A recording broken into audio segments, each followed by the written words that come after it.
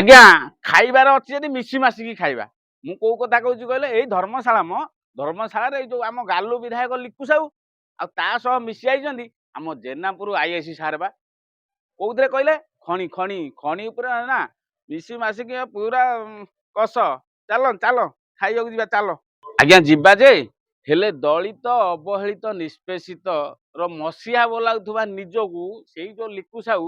ଆଜ୍ଞା ଜାଣିଛନ୍ତି ନାଇଁ ନାଇଁ ଜାଣିଛନ୍ତି ବିନା ଦୋଷରେ ସେଇ ଦଳିତ ଅବହେଳିତ ନିଷ୍ପେଷିତ ଲୋକଙ୍କୁ ଥାନାରେ ପୁରେଇ ଯୋଉ ଭଳିଆ ଘାଣ୍ଟୁଛନ୍ତି ସେଇଟା ବି ଦେଖିବା ମୁଁ ଏତେ ଜୋରେ କାହିଁ କହୁଛି କି ଆଜ୍ଞା ସେ କଥା କଣ କି ଖଣି ମାଫିଆଙ୍କୁ ପୁରା ସାଥ ଦଉଛନ୍ତି କିଏ ଆମର ଧର୍ମଶାଳା ବିଧାୟକ ଯୋଉ ସ୍ୱାଧୀନ ବିଧାୟକ ମାନେ ବିଧାୟକ ସ୍ୱାଧୀନ ବିଧାୟକ ଲିକୁ ବାବୁ ସେ ପୁରା ସାହାରା ଦଉଛନ୍ତି ଆଉ ତାକୁ ସାହାଯ୍ୟ କରୁଛନ୍ତି ଆମ ଜେନାପୁର ଆଇଆଇସି ସାର୍। ଆଜ୍ଞା ଆଇଆଇସି ସାର୍ ଏମିତି ଡ୍ୟୁଟି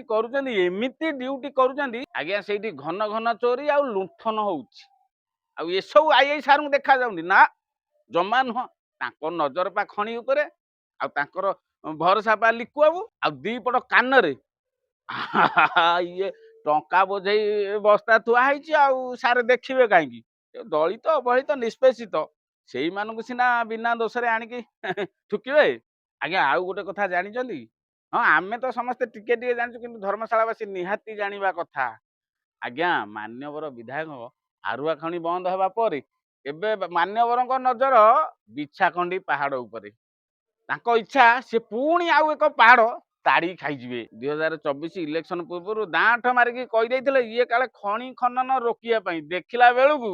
ନିଜେ ପା ଏବେ ଖଣି ଖନନ ଖୋଲିକି ଲୁଟିକି ସବୁ ପାର କରିଦଉଛନ୍ତି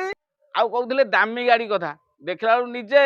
ନିଜେ ଏବେ ରେଞ୍ଜ ରୋଭର ଚଢୁଛନ୍ତି। ଏବେ ଆମର ଆଉ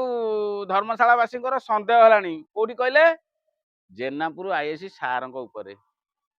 ଟିକେ ନଜର ରଖିବେ ଆଜ୍ଞା ନଜର ରଖିବେ। ଆସୁଛି ନମସ୍କାର।